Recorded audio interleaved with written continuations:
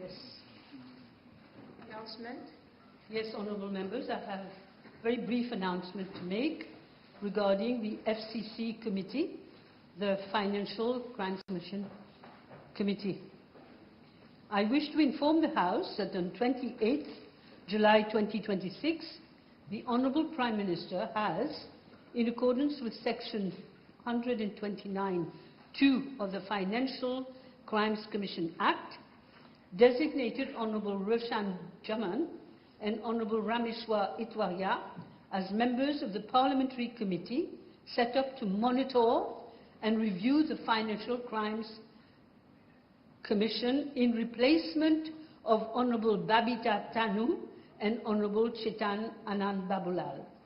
I have informed the Leader of the Opposition that he can still, on his side, by law, nominate one person because he's entitled to nominate 4 persons in all, and I'm awaiting his choice. I thank you for your attention. Papers have been laid. Questions? Yes, Honourable Leader of the Opposition.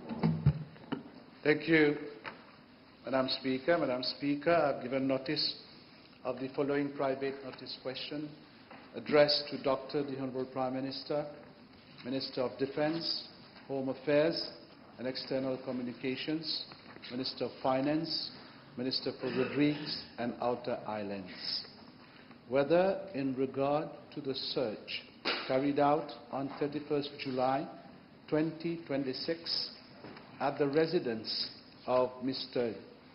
G.J. and Honourable B.L.G., he will, for the benefit of the House, obtain information from the Commissioner of Police as to the names of the persons arrested and interviewed, and articles and vehicles seized, if any, indicating the names of the registered owners thereof, and whether incriminating articles were found in the vehicle seized, and whether Mr. G.G. and Honourable B.L.G. were interviewed under caution and provisionally charged, and if not, why not? B. Financial Crimes Commission, whether an inquiry has been initiated into suspected money laundering offences predicated by drug dealing activities against Mr. G.G. and Honourable B.L.G., and if not, why not? And C. Attorney General's Office, whether a request for mutual legal assistance has been made to Réunion Island, and if so, indicate the outcome thereof. Thank you, Madam Speaker. Thank you. Honourable Prime Minister. Yes, Madam Speaker.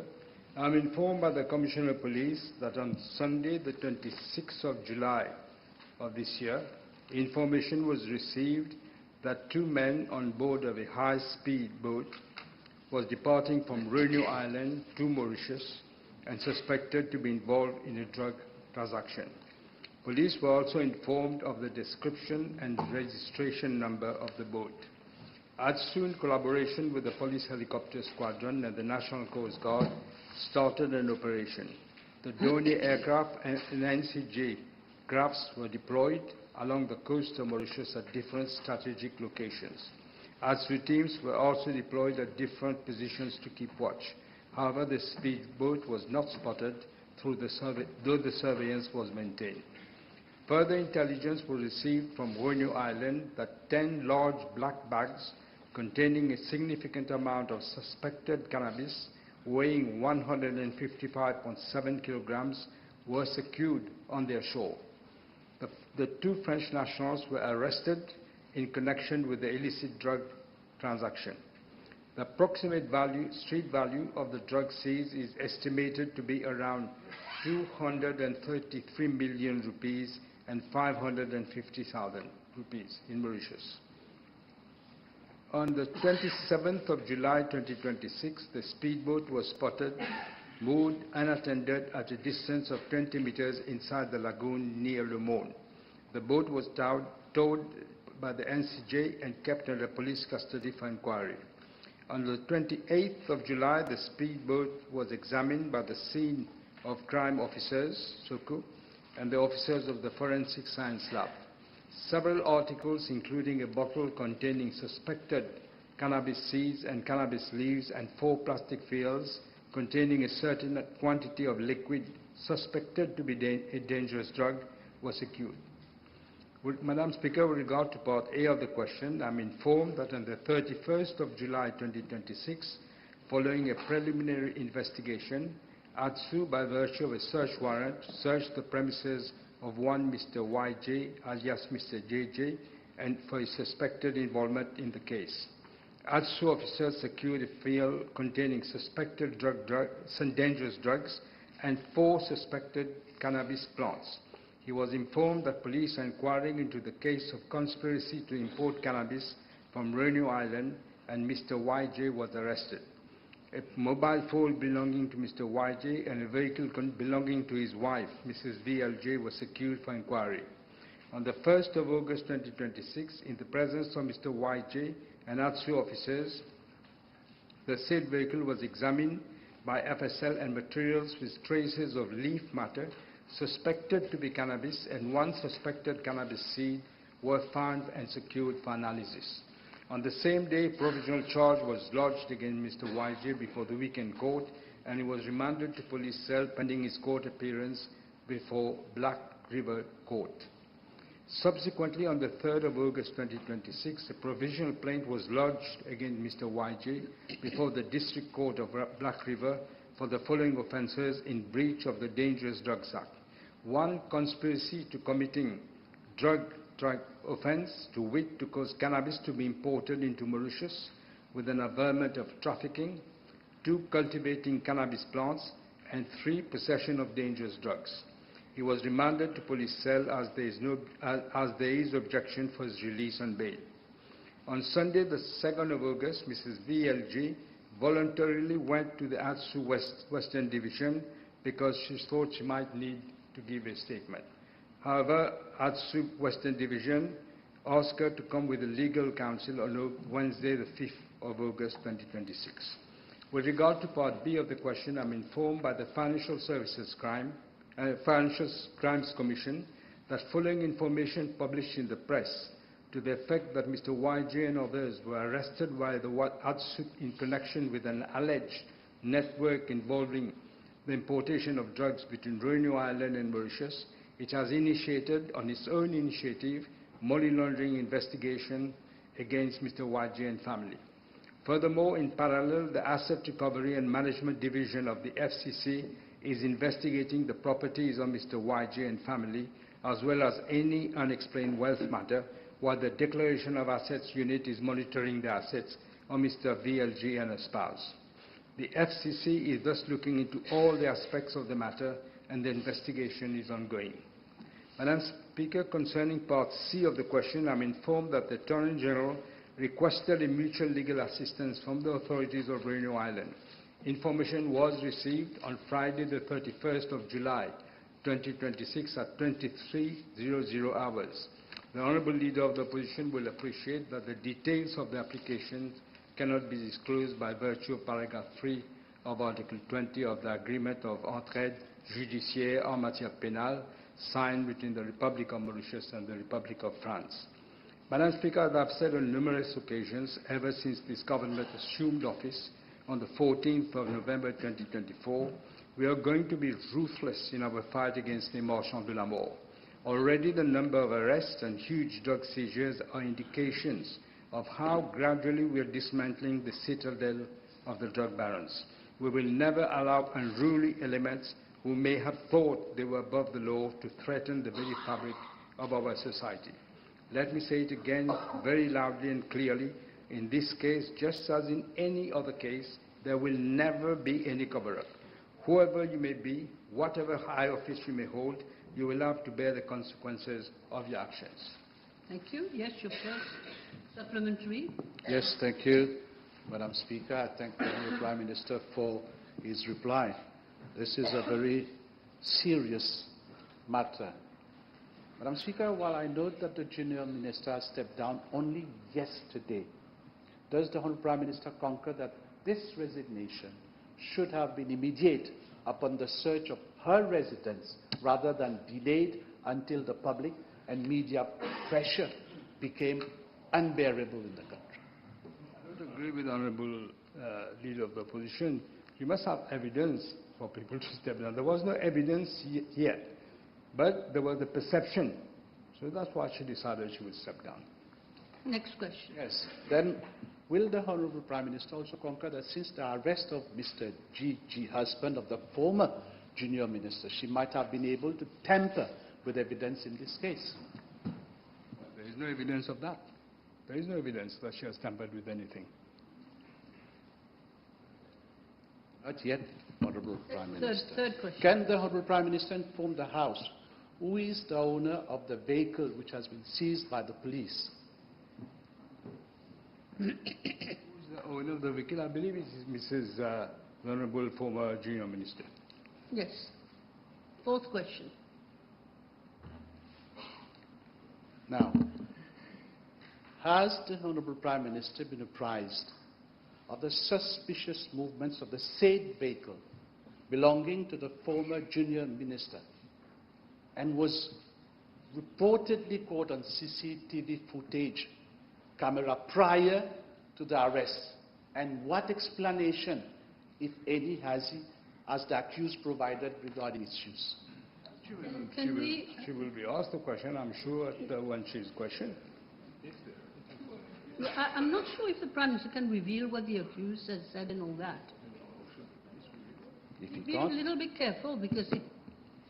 Now, Madam Speaker, it is well established standard operating procedure under the Dangerous Drug Act that a person whose residence has been searched and whose vehicle is linked to a trafficking network must be formally interviewed. Can the Honourable Prime Minister explain as to why this fundamental procedure is being suspended? I just answered, Madam Speaker. She went voluntarily to the ADSU. Let the Prime Minister answer. And they have decided they will ask her to come with a legal representative to ask her question because they hadn't even finished the inquiry, the preliminary inquiry that they were doing at the time. I think it's your fifth question now. Yes. Yes. Can the Honourable Prime Minister confirm if the former junior minister or her husband or both together have travelled to Reunion Island recently, and how many times, and whether they have had access to the VIP lounge? Naturally, when she travels, she's a junior minister, she would have access to the VIP lounge. She travelled 3 times to Reunion Island. Twice, I think, her husband accompanied her. Yes. My information, and can the Honourable Prime Minister confirm that they have travelled together to Reunion Island on 5 occasions in 2025 and on 2 occasions in 2026, and they've had access to the VIP lounge, both of them? It is absolutely normal that she would have access to the VIP lounge, even in Reunion Island, because she's a junior minister. But he gave a different number of travel. Yeah, I was informed 3 times, but the Honourable Leader of the Opposition is saying 3 times. I'll check on that. Yes, you will check, of course. Now, in view of the serious accusations against Mr. Gigi, will the Honourable Prime Minister direct the FCC to inquire on the declarations of assets filed by the former junior minister after the general elections? This is a serious... The Honourable Leader of the Opposition knows I cannot direct the FCC. I've already, in fact, Don't speak in a sitting position. I think Yes, I Prime did Minister. say in my answer that the FCC is inquiring on their own initiative because there were press reports, and they are inquiring into the whole assets and everything. Are you financial privy to declaration of assets of members? No, I'm not talking about declaration of assets. I'm No. talking about all the assets of the No, family. that was his question about declaration of assets, right? Yeah, I'll say why I'm putting that Yeah, question. but let me finish. Prime Minister, the question was about, it's important because it concerns everybody. Are you personally privy to? No, I'm not. You're not. Okay. Ali, next question. Yeah, I'll come to the next question. In view of the wide implications concerned with this case, will FCC consider inquiring also on the sources of the electoral expenses with regard to that, to the former junior minister, and will the FCC initiate investigation into money laundering, including unlawful electoral expenses? That is a different question, but it's up to the FCC to do their inquiries. I can't direct the FCC to do inquiries on this aspect or that aspect. Yes. Now, can the Honourable Prime Minister confirm to the House whether the same Mr. Gigi was rescued at sea in 2012 while trying to reach Mauritius from Reunion Island? It would be impossible for me to know it. 2012 I wasn't even in the Assembly. Oh, I was, sorry. Therefore, can the Honourable Prime Minister, who was the Prime Minister at that time, explain to the House why there was no police inquiry then when the current Commissioner of Police was at the head of ADSU? I can't say, Madam Speaker. He's making allegations that he was drowning or whatever, caught in sea. I'm not aware of this. Your next question? Yes. Is the Honourable Prime Minister aware that another relative of the former junior minister, Mr. BL, was also arrested in 2023 in Reunion Island for drug trafficking? All I know is that the person he's referring to has also been arrested. Yes. As the Prime Minister, whether he's aware that the Honourable is born on record for dealing in stolen property, and that her husband is also born on record, have been convicted, both of them. Is she aware? Are you aware? I'm not aware of this. Is a new... PSP? I'm not aware of this. Okay. Yes. Well, I will inform the Prime Minister, cause number 398/11, dealing in stolen property, convicted for, she was 3 years on good behavior and 5,000 rupee fine. Is she aware of that? Are you aware, Prime Minister? No, I'm not aware, but you were the president of the PMSD at the time. PMSD. Besides why, Madam Speaker, the PMSD refused to give her a ticket, and she came to your party, and you gave her a ticket. That is the reason why. It's not a question that I'm merely replying. No, you have to ask a question. Prime Minister, please open the door. The question is whether he doesn't agree that it is because the PMSD refused to give her a ticket that she came to that alliance and she got her ticket. You were the president, the honourable member was the president of the PMXL. PMSD? Yeah, maybe PMSD. What did you do then? Oh, did you? All right.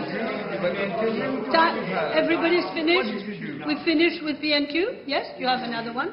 I'll get back to the relative of the former junior minister. Can the Honourable Prime Minister confirm whether that Mr. BL has been or is currently under investigation in Mauritius for an alleged breach of Section 36(8) of the Immigration Act?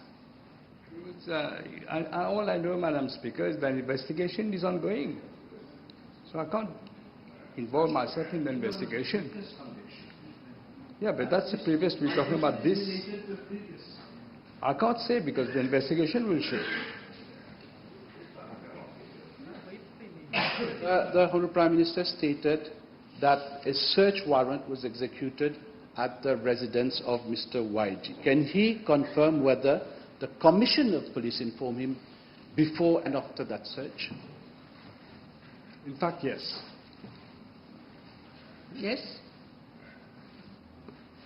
It is also stated that that person, Mr. YG, was not present at his residence when ADSU officers arrived. Can you explain why police officers contacted him on his mobile phone to inform him that a search warrant was being executed and he came 2 hours later? That is the question. How can I answer this question?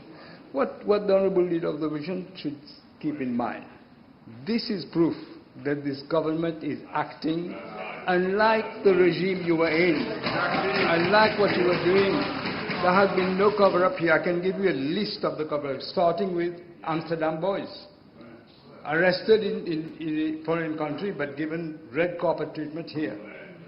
I can go on with the list. I don't want to go into the whole list. Next question. I don't want to get into that. No, my last question.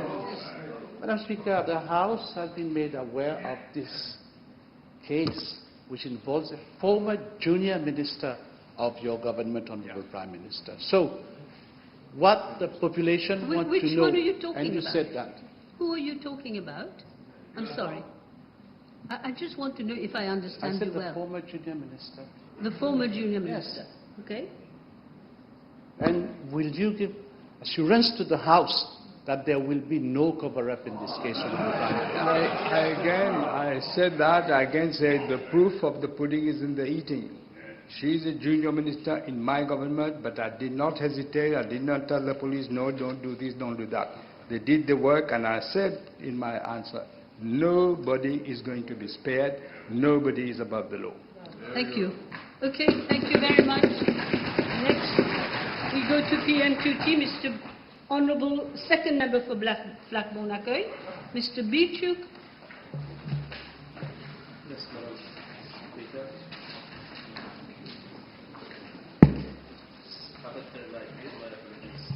Yes, Madam Speaker, B1208, please.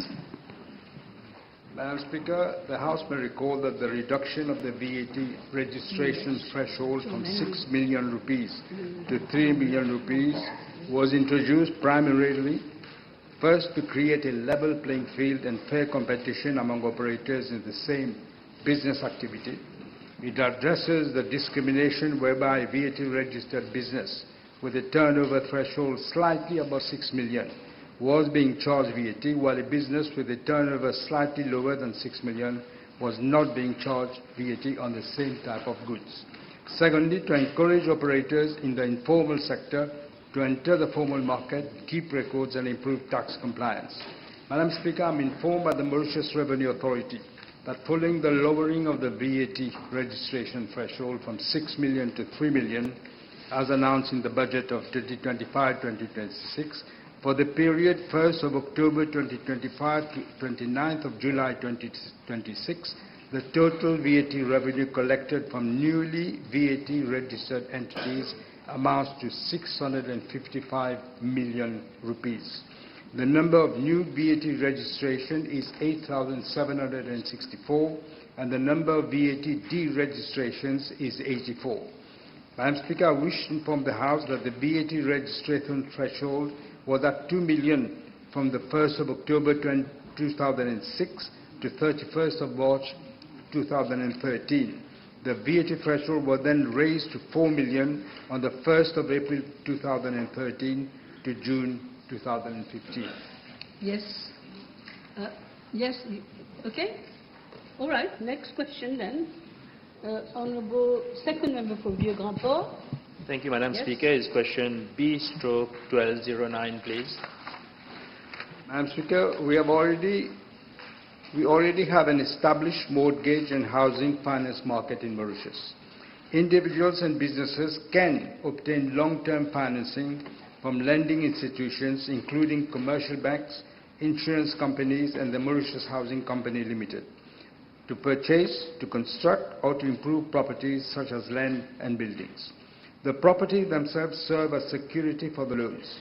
Such properties are generally intended for personal use or owner occupation, although some may also be rented.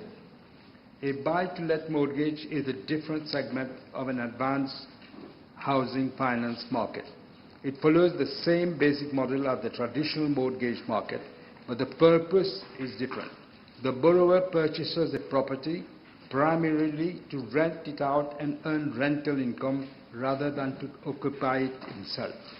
Under such a financing arrangement, the lending institutions takes into consideration, among other factors, the expected rental income generated by the property to determine the borrower's repayment capacity and the amount of financing that may be granted. Such products can contribute to broadening access to rental accommodation encouraging private investment in housing, and diversifying the range of mortgage products available on the market. However, they may also give rise to risk relating to higher household indebtedness, increased exposure of the financial institutions to the real estate sector, and the potential speculative pressures on residential property prices. As regards to Part A of the question, Madam Speaker, the introduction of specific mortgage products, including buy-to-let loans, is primarily a commercial decision for banks and other eligible financial institutions. It depends on the market demand and the perceived risk involved and the internal credit policies. I'm informed by the Bank of Mauritius that the existing regulatory framework enables banks to offer such products to their customers. However, a buy-to-let mortgage market may require a more conservative loan-to-value ratio in order to address risk from this market. Thus, borrowers will have to contribute more of their funds, with the lenders financing a smaller share of the property's value. In addition, because buy-to-let mortgages are considered riskier, banks may charge higher costs for these loans, making them more expensive for customers. Regarding Part B of the question, I'm further informed by the Bank of Mauritius that the banking sector has not approached the bank with regard to the lending based on the equity of existing residential properties and the income-generating potential of investments. In the event of such a proposal, the bank will study all the aspects of these types of lending arrangements before determining the appropriate regulatory framework, if any. In particular, the bank will look into the associated risk, the prudential requirements, impact on the financial stability, and the need for appropriate regulatory safeguards. Concerning Part C of the question, any changes to the mortgage lending framework would need to be carefully balanced. We'll need to carefully balance the objective on enhancing access to housing finance with the need to safeguarding borrowers, depositors, and the overall stability of the financial system.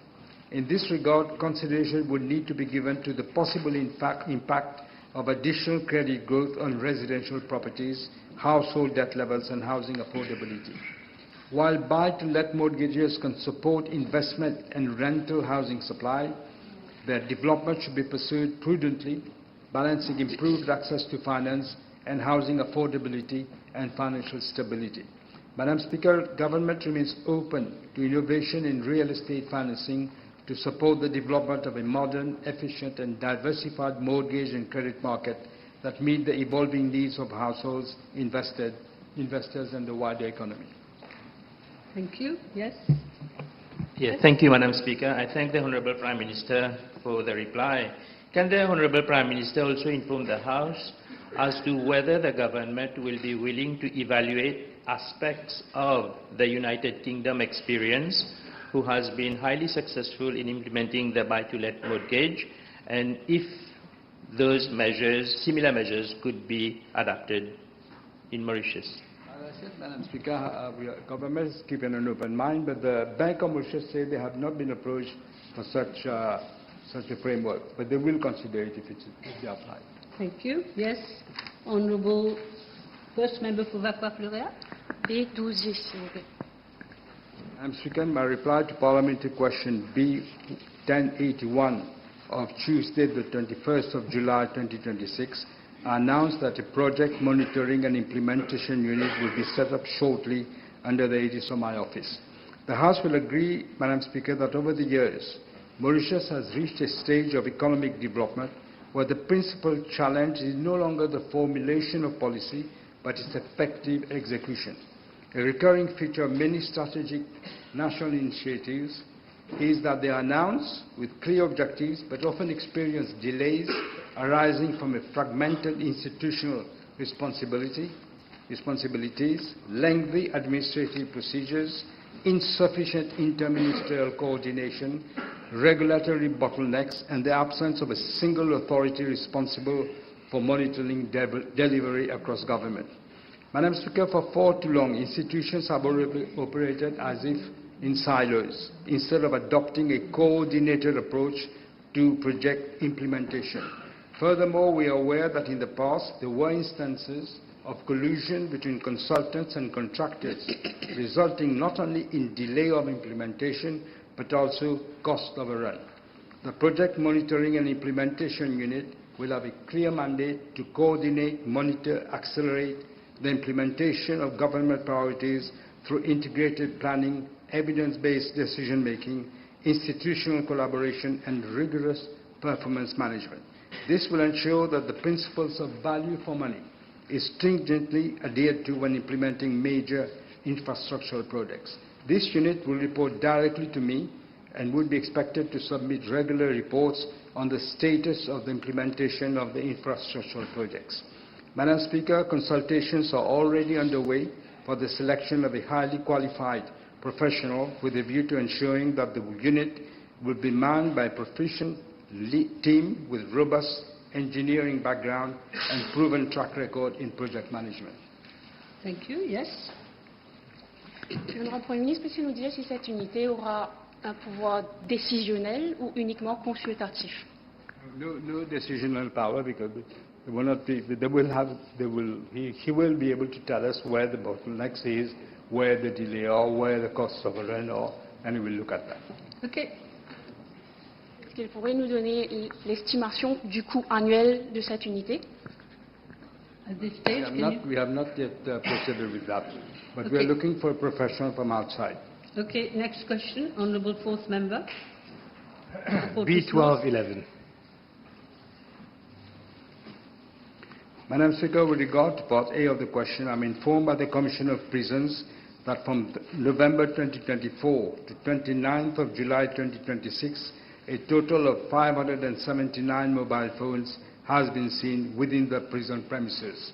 And they are as follows: 41 mobile phones found on detainees, and 538 mobile phones were found within the prison premises other than on detainees. It was suspected that mobile phones had been used to commit criminal offences in 41 cases.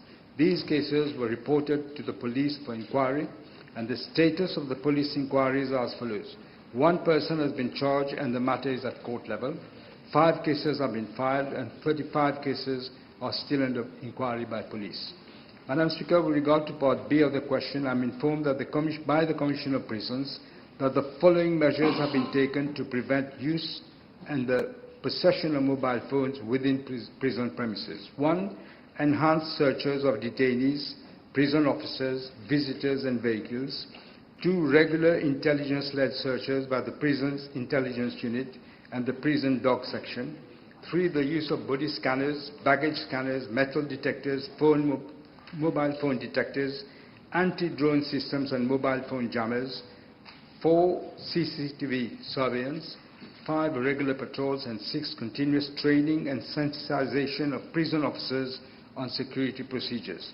In addition, the Mauritius Prison Service is procuring additional security equipment to further strengthen prison security. The upgrading of the mobile phone jamming system at the Melrose Prison will be implemented shortly. The Mauritius Prison Service is also implementing anti-pelting netting in correctional facilities to prevent the introduction of contraband and enhance the safety and security of prison institutions. The Mauritius Prison Service will also procure a new anti-drone system by March of next year to detect and counter unauthorized drone activity, thereby further reinforcing the security of prison premises. I'm informed, Madam Speaker, that 1,362 mobile phones which have been seized by the Mauritius Prison Service over the period 2019 to 30th of June 2026 have been destroyed already.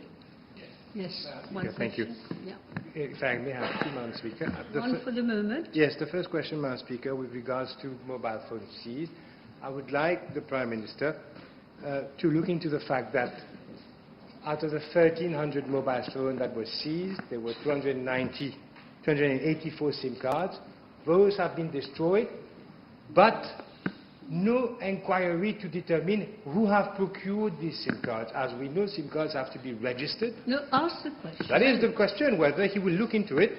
I am informing him of the aggravating circumstances which I am telling him now of this matter, that they have destroyed evidence. Don't repeat. But, Madam Speaker, I need to make the question intelligible. You have interrupted me. I need to get back to where I was. So therefore, I will ask the Prime Minister to look into that. There may have been destruction of evidence which now cannot be used to prosecute, including eSIMs that were contained in this mobile phone. 300 physical SIM cards, the rest were eSIMs, now have completely been destroyed. Whether he will look into it. I'm not aware whether that is the case, but I will certainly look into the matter. Yes. The second question, Madam Speaker. Thank you. Straightforward. Yes, question. Madam Speaker, there is an issue with this matter. The figures, whether he will agree that there is something qui ne tourne pas rond. He has stated himself that only one person has been prosecuted. I know for a fact, Madam Speaker, and I would like to apprise the Prime Minister of saying that no inquiry is being made on who are procuring these SIM cards. Okay, that is the question. Whether he will urgently himself personally look into that. Something ne tourne pas rond ici. Are you Things going... ne tournent pas rond dans ce pays. But I did say that 35 cases are still under inquiry. The issue is about procurement. So you will look into that.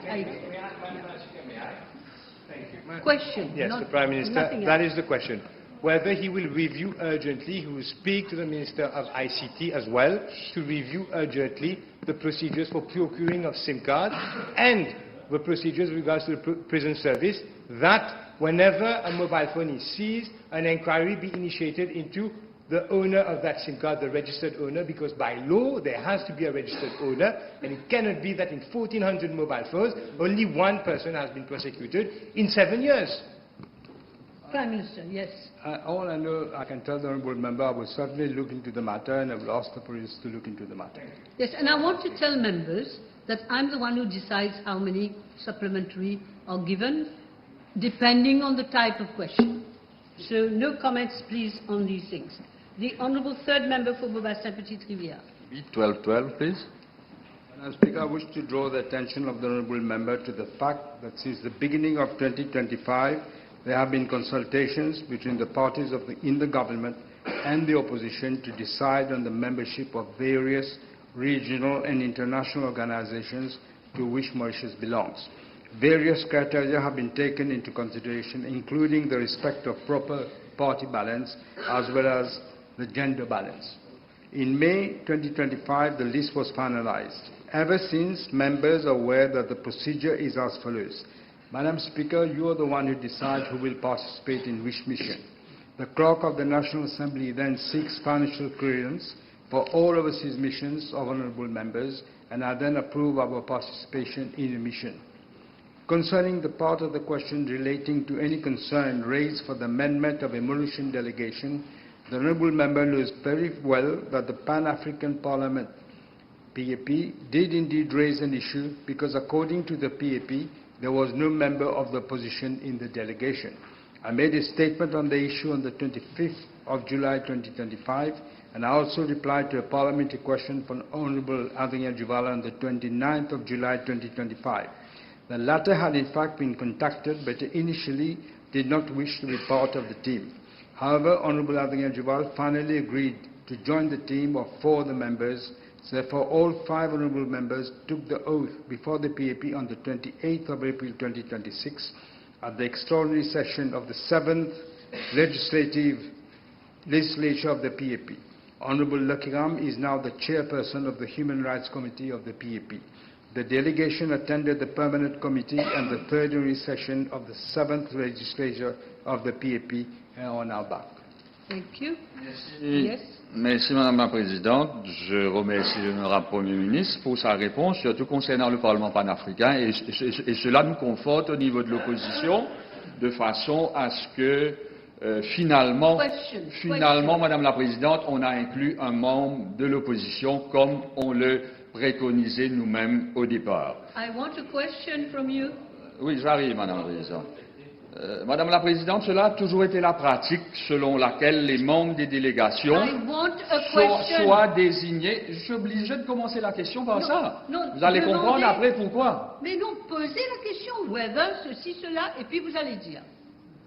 les délégations sont désignées par le Premier ministre pour le gouvernement et par le leader de l'opposition pour l'opposition. Peut-on savoir pourquoi le gouvernement actuel, contrairement à ce que l'honorable Premier ministre a affirmé, le gouvernement actuel fait fi de cette pratique, ignore complètement cette pratique et que le leader de l'opposition n'est jamais consulté, bafouant ainsi les règles d'une vraie démocratie parlementaire ainsi que le principe de représentation pluraliste. I totally reject what the honourable member is saying. We always consult, as said in my paper. In fact, as you know, I just mentioned that you were two members in the opposition at the time. We asked them, but what can I do? Yes, Honourable First Member for Vacqua-Floréal. First Member for Vacqua-Floréal. B1214. I just announced that 1213 has been withdrawn. Yes. 1214 has been recorded. Yes, 1213, 14 now, 14 now. 1214 now. Yes? Madam Speaker, in my reply to Parliamentary question B319 on Tuesday, the 14th of April 2026, I informed the House that I shall propose a motion in the National Assembly for the setting up of a select committee that will be tasked to submit a report on the introduction of Creole Mauritian in the National Assembly. Madam Speaker, the motion is on the order paper of the National Assembly today. Yes. Be careful because you will be able to talk later on. Est-ce que l'honorable Premier ministre pourrait-il déposer le rapport soumis par la Speaker sur la table de l'Assemblée, étant donné que je lui avais demandé, lors de ma dernière question parlementaire, il m'avait dit qu'il fallait que ce soit circulé d'abord au cabinet. Est-ce que maintenant il pourrait le déposer, s'il vous plaît? I understand from the Madam Speaker that the report will be circulated to the select committee first and then. That is true. We will have time to talk about all this in the afternoon. Yes, Honourable Fourth Member for Portrush North, Yes, please. B1215. Question? Yes. Madam Speaker, the House may recall that the post of junior minister was created in 1996 through an amendment of the Constitution of Mauritius. The principle underpinning the creation of the post of junior minister is that junior ministers assist the respective ministers towards the achievement of national objectives. By helping with the implementation and monitoring of ministerial decisions, they contribute to national development and government's vision. However, Madam Speaker, with the evolution of the Mauritian society, national realities and priorities are constantly changing, and the role of the elected public officials as well as their responsibilities will have to be reviewed. Consideration is being given to reverting to the PPS system, but it's just consideration. Yes. Speaker, Yes, one firstly, question. will the Prime Minister agree, first of all, that the junior minister model has not yielded the You're result? asking for his opinion. No. Will he agree? Sir, it's a fact, statement of fact. Will he agree with my statement that the junior ministers have not yielded the results intended? In fact, it has been more of a source of problem between minister and junior minister, because fundamentally their role is not made by law. They have no official responsibility et dépendent du bon vouloir de leur ministre. Sports, tourism and gender is but a few examples. Therefore, would it not be better, You've asked a question and in the public already. interest, that Don't we now repeat. reviews it, a system that has proven not to You've work? already said, you repeat quite a lot.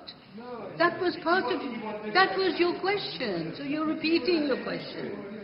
Yes, Prime I Minister. don't agree that junior ministers didn't achieve anything. This is not actual. But I agree with you. There have been some conflicts between junior ministers and ministers. But we are, I said, considering reviewing that. Will the Prime Minister agree that contrary to private parliamentary secretaries? He just told you that But they're let me ask my considering- question, Madam Speaker. You cannot answer for the Prime Minister. I'm not answering.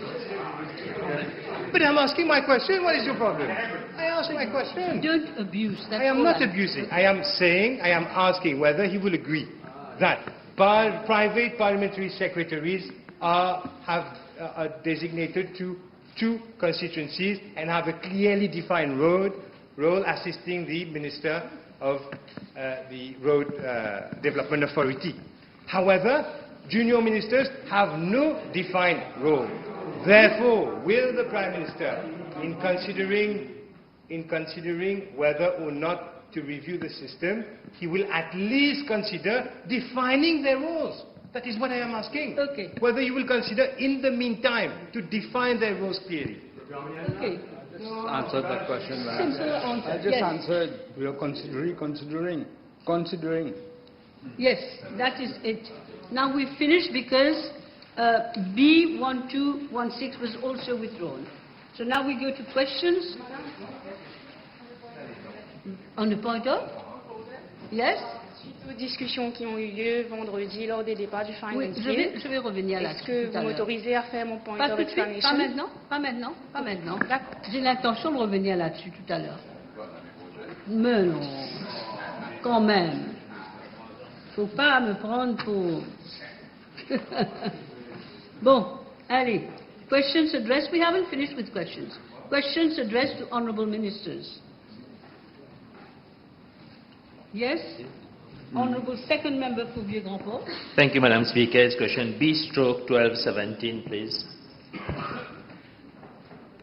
Madam Speaker, the Rosebel area is served primarily by the Phoenix Plaisance Road, A10, which passes through the densely developed village of Rosebel and carries significant volumes of through traffic. The Jawaharlal Nehru Link Road B134 provides a strategic connection between the M1 motorway and the A10. On market days, the concentration of commercial activities attracts a large number of visitors, resulting in severe traffic congestion on the A10 road and surrounding roads. In addition, vehicles are frequently parked along the motorway shoulders and adjoining roads, creating safety hazards, reducing road capacity and impeding the smooth flow of traffic. Madam Speaker, with regard to part A of the question, I am informed by the Road Development Authority that the Rosebel region is a highly built-up rural area with residential, commercial and other development lining both sides of the main road. As a result, there is very limited road reserve available for widening or upgrading the existing road network. Therefore, conventional road expansion is not a feasible solution to address the traffic congestion in the area. Nonetheless, I am informed by the Traffic Management and Road Safety Unit that double yellow lines and yellow boxes already exist along the A10 road on both sides in Rosebel village. Madam Speaker, as regards part B of the question, I am informed by the TRMSU that several vehicles are being parked on the acceleration lane leading to the south, especially during market days. There is already double yellow lines along Guadoise Road on both sides leading to the market. I am also informed that the police are deployed during market days, namely Wednesdays and Sundays, from 8 hours to 1600 hours to ensure traffic fluidity, safety and security of the public. Point duties are maintained near the corner of Guadoise Street and Jawaharlal Nehru Link Road, as well as at the entrance of the market near the taxi stand and commercial centre. I am further informed by the District Council of Grand Port that 320 parking spaces are presently available at the Dr. James Bertie David Market Fair, and that an additional 45 parking spaces have also been provided. Madam Speaker, there is indeed a problem of traffic congestion and unsafe parking in the Rosebel area, particularly on market days, which needs to be addressed.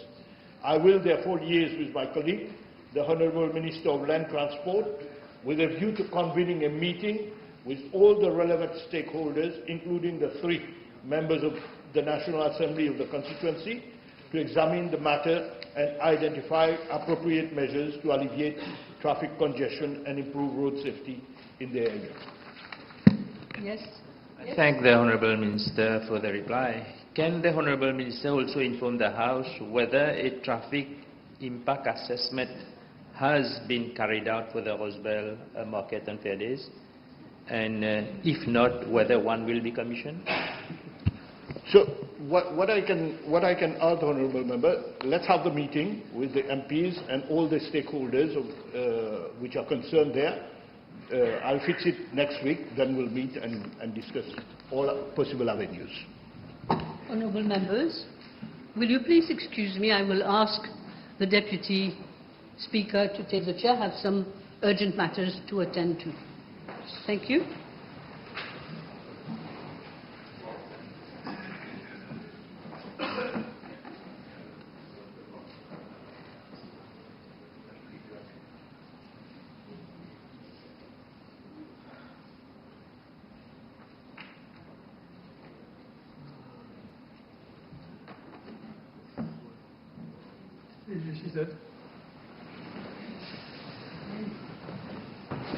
The Honourable Third Member for Vieux-Grand-Port. Thank you, Mr. Deputy Speaker. PQB 12. Thank you very much, Honourable Member. Mr. Deputy Speaker, the reply will be circulated. Yes. The Honourable Second Member for Savannah River. Mr. Deputy Speaker, sir, B 1219, please.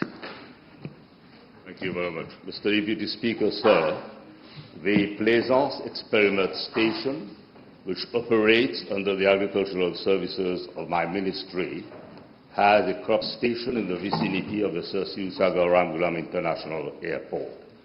It has a total surface area of 7.54 hectares, comprising roads and buildings, mother orchards and cultivated land. I'm informed that the station is managed by an agricultural support officer under the overall supervision of an assistant director and is supported by a workforce of 25 employees, including 8 general workers. Mr. Deputy Speaker, sir, with regard to Part A of the question, I'm informed by the agricultural services that 4.7 hectares devoted to the mother orchards fulfill a strategic national role. They are used for the conservation of local and introduced fruit genetic resources, the maintenance of a true-to-type mother plant, and the production of quality planting materials. These are propagated and made available at subsidized prices to the Berkeley Experiment Station to farmers and members of the public, thereby supporting orchard establishment, varietal diversification, and the sustainable development of the fruit sector. In respect of Part B of the question, I'm informed that the Plaisance Experiment Station conserves 13 fruit species, namely local varieties of coconut, mango, breadfruit, fructifère, bilimbi, together with introduced varieties of lychees, pomegranate, mangosteen, longan, date palm, banana guayaba, and passion fruit. The station undertakes research evaluation and propagation to improve planting materials, while trials are being conducted to assess the adaptability and performance of imported varieties under local climatic conditions before the wider recommendation to the planters. I also wish to inform the House that research and development activities at the station have led to the identification and propagation of improved food varieties with desirable agronomic and horticultural characteristics, including FHIA 17 banana variety, which is resistant to banana wilt disease. These efforts have contributed to improve fruit quality, increase productivity, enhance shelf life, and greater resilience to local pests, diseases, and climatic conditions, thereby supporting sustainable fruit production and strengthening national and food and nutrition security. Regarding Part C, Mr. Deputy Speaker, sir, I'm informed by the Agricultural Services that from 2020 to June 2026, the Plaisance Experiment Station generated revenue of 107 of 178 rupees 495 from the sale of 1,549 planting materials comprising coconut, breadfruit, bilimbi, pistache, malgache, and 250,640 rupees from the sale of fruits, namely coconut, banana, mango, breadfruit, usite, and bilimbi. I wish to emphasize that the Plaisance Experiment Station is not a profit-making entity. It is a strategic public research and conservation facility whose primary mandate is to conserve food genetic resources, undertake research and produce quality planting materials at subsidized rates for the benefit of fruit growers, home gardeners, educational institutions, and other stakeholders, while contributing to government's objective of food security, agricultural diversification, and a more competitive food sector. For several decades, the station has supported beneficiaries across Mauritius through the production and distribution of quality planting materials, facilitating the establishment of healthier and more productive orchards. It also continues to serve as a national repository of food genetic resources, underpinning research, innovation, and long-term development of the horticultural sector. Mr. Deputy Speaker, sir, I'm informed that since 2020, the station has supported more than 1,200 individual farmers and members of the public in setting up fruit plantation covering a total area of 8 hectares in different localities of the island. These plantations are expected to yield 40,000 coconut fruits, 100 tons of breadfruit, 10 tons of bilimbi fruit, and 2 tons of pistachio nuts annually, thereby improving food security. Furthermore, my ministry is preparing an action plan to address the challenges facing the Plaisance Experiment Station, including improvements to water storage infrastructure, irrigation system, and staffing capacity, with a view to strengthening its research, conservation, and propagation functions.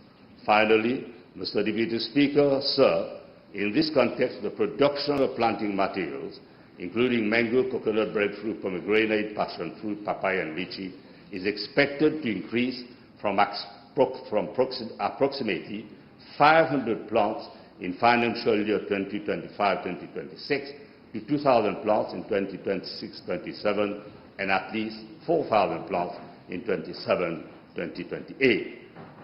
This expansion will enable the ministry to make improved planting materials more widely available, strengthen national food production, and enhance food security and food and nutrition security. Yes.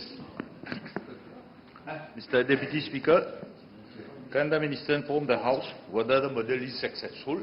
If yes, can we move to other regions? Well, what I say was meant for the ears, not only your ears, for the ears of everybody. As we say, it's a long, long way to Tipperary, and we are walking the talk. The Honourable Second Member for Flac-et-Bouracay. Oui, Monsieur le Vice-président. B1220, s'il vous plaît. Merci. Mr. Deputy Speaker, sir, the Pont-Bon-Dieu Road, B96, extends from its junction with the Brise-Verdière, Saint-Julien, Constance Road, B23, at Belvedere, passing through Pont-Bon-Dieu and Salazie to its junction with the B49 road near La Nicolière. I'm informed by the Road Development Authority that the road has an approximate total length of 5.3 kilometers and varies in width along its alignment as follows. From the junction with the B49 road at Salazie to Boiserie Déco Limité, the road generally consists of 2 traffic lanes with an approximate carriageway width of 9 meters. However, there is an approximate 300 meters section where the width narrows to about 5 meters. Second, from Boiserie Déco Limité to Pont-Bon-Dieu Cave, over an approximate length of 700 meters, the road has an average width of 5 meters. Third, the Pont-Bon-Dieu Cave, the road consists of 2 traffic lanes with an approximate total width of 6 kilometers. and 4th, from Pombonje Cave to the build-up area towards Belvedere, the road has an approximate width of 5 meters. Madam Speaker, following an assessment of the existing road geometry, Mr. Deputy Speaker, sir, following an assessment of the existing road geometry during daily inspections, the RDA has identified the following sections for widening. First, between the junction with the B49 road and Boiserie Déco Limité of an approximate length of 300 meters. Second, from Boiserie Déco Limité to Pombonje Cave of an approximate length of 700 meters. And third, the Pombonje Cave towards Belvedere of an approximate length of 1.2 kilometers. Mr. Deputy Speaker, sir, conscious that the road is being heavily used by motorists travelling from the east to access the motorway M3, there is need to widen some parts of the road to accommodate the increasing volume of traffic and improve the traffic flow there. Accordingly, a detailed survey is expected to start by mid-August 2026 to determine the scope of the required works.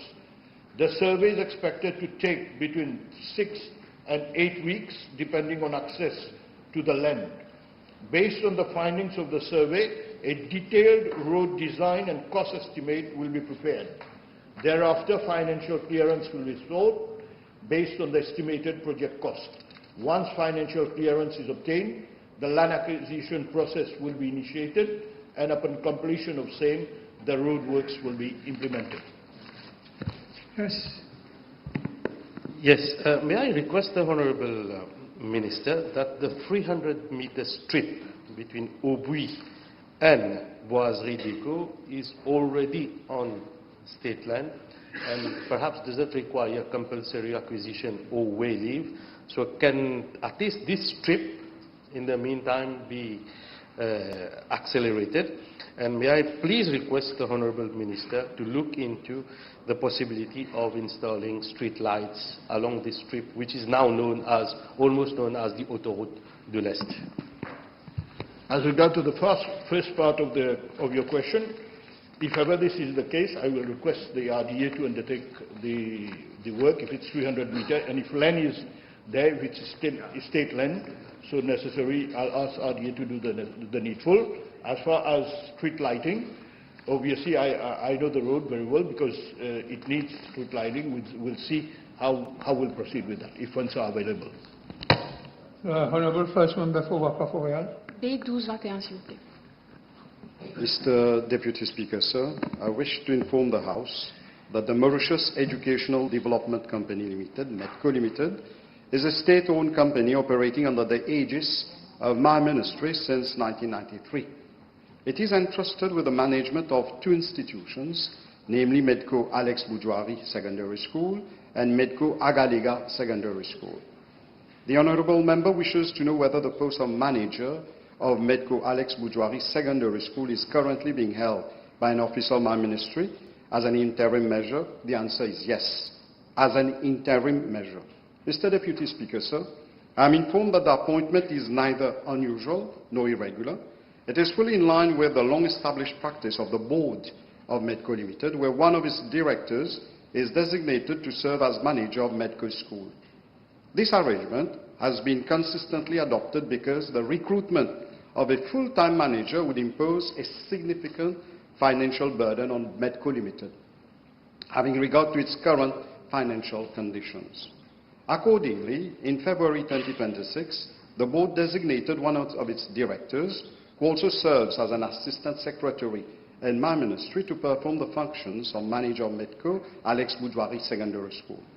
The appointment was duly registered with the PSCA in accordance with established requirements.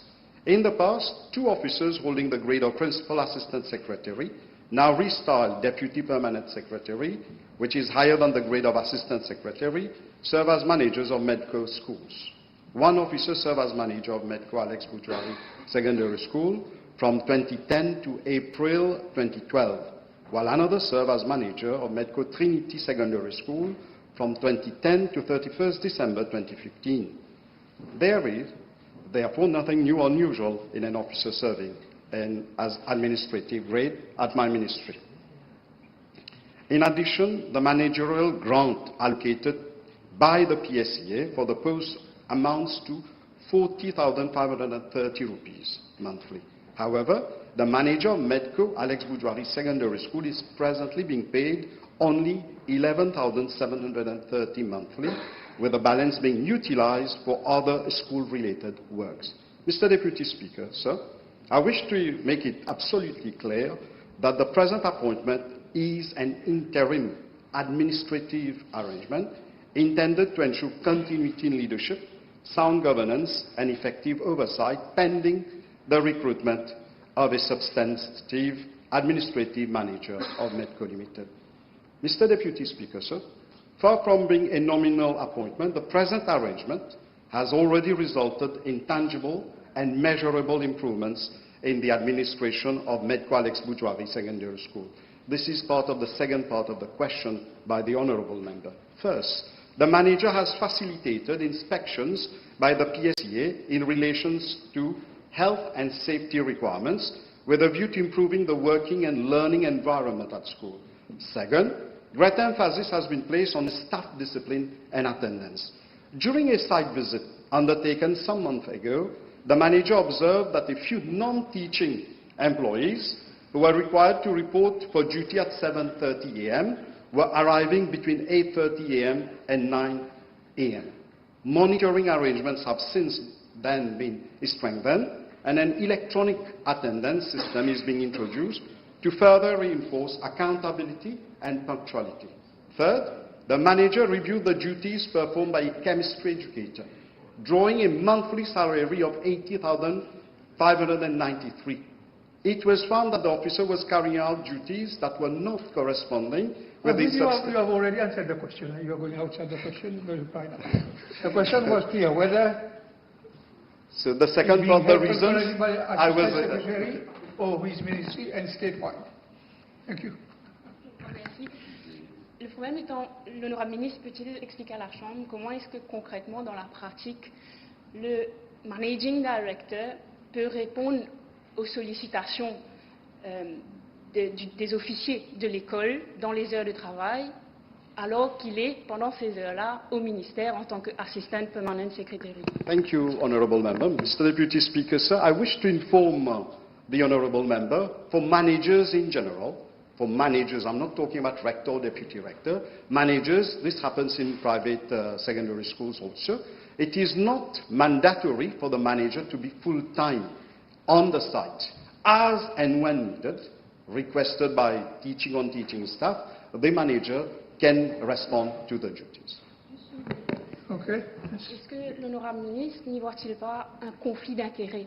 Parce que s'il y a des doléances de la part des professeurs ou des officiers de l'école concernant la gestion de l'école, le managing director siège aussi sur le board de Medco et donc il serait juge et partie. Est-ce qu'il n'y voit pas un conflit d'intérêts?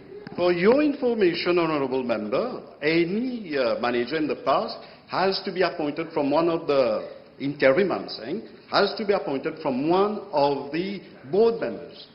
Okay? And in this case, there is no conflict of interest. On the contrary, I was enumerating, Mr. Deputy Speaker, sir, how this person helped for better management of the school. Because we have only 101 students in that school, for your information. The Honourable Third Member for Vieux-Grand-Port, Roosevelt. Merci, Monsieur le Vice-président. PQB 1222. Thank you very much, Honourable Member. Mr. Deputy Speaker, sir, with regard to part A, one of the question, I'm informed by the MSO that there is currently one veterinary surgeon operating at the society. Of course, following the implementation of recommendation of PRB, the scheme of service for posts of veterinary officers being reviewed to ensure that it is aligned with the operational requirement of MSO. Consequently, the society will produce with the necessary recruitment exercises, including the filling of vacant posts in accordance with the approved procedures and subject to the availability of resources. As regards part A2 of the question, I'm informed that since January 2025 to date, approximately 8,000 dogs have been sterilized under the Sustainable project for dog population in Mauritius.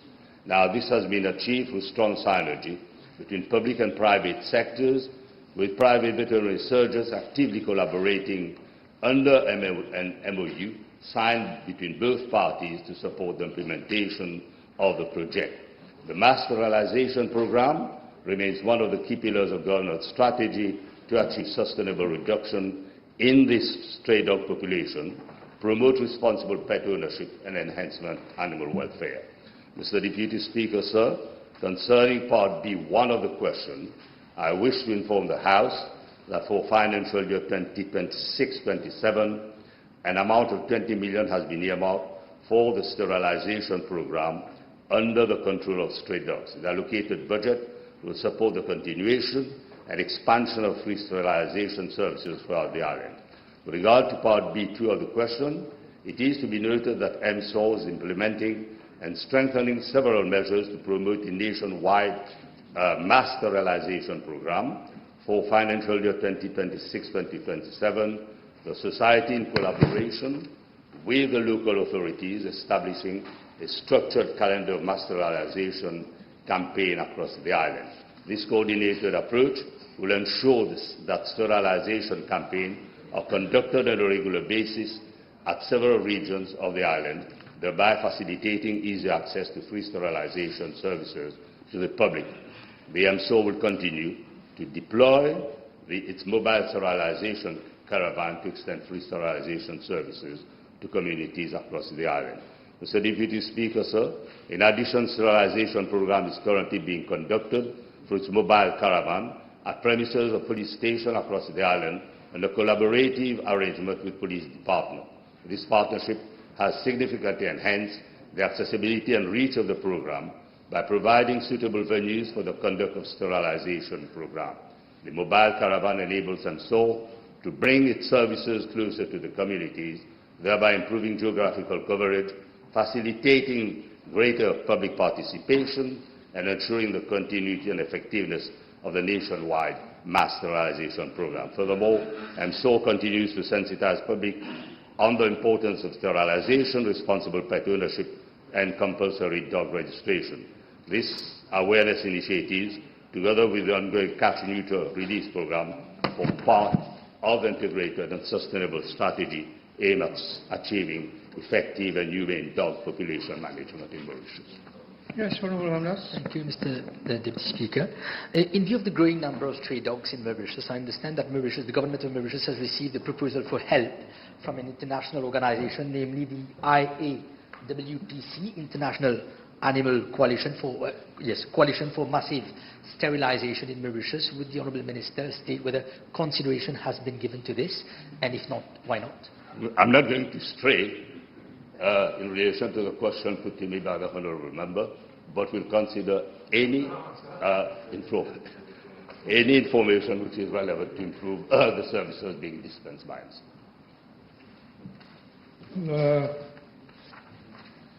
Honourable Second Member for Savat Bakiba. 224. Mr. Deputy Speaker, sir. Government remains fully committed to reforming the local government system with the objective of strengthening decentralization, enhancing the administrative and financial autonomy of local authorities, improving service delivery, and ensuring that local communities benefit from more efficient, accountable, and responsive local governance. In this regard, the two matters raised by the Honourable Member form an integral part of the ongoing local government reform being examined by the Interministerial Committee established by Cabinet. The committee has made substantial progress and has reached broad agreement on the main policy directions of the reform. It is currently finalizing its recommendation, which will be submitted to Cabinet for consideration. Following Cabinet approval and the completion of the legislative drafting by the Attorney General's Office, I will be in a better position to inform the House of the detailed measures and legislative provisions that will give effect to these reforms. Yes. You have a supplementary question? The Honourable Member, the table has been advised that PQ B1223 and 1229 are being withdrawn. I think it's a proper time to break for lunch, so we'll meet in 1.5 hours.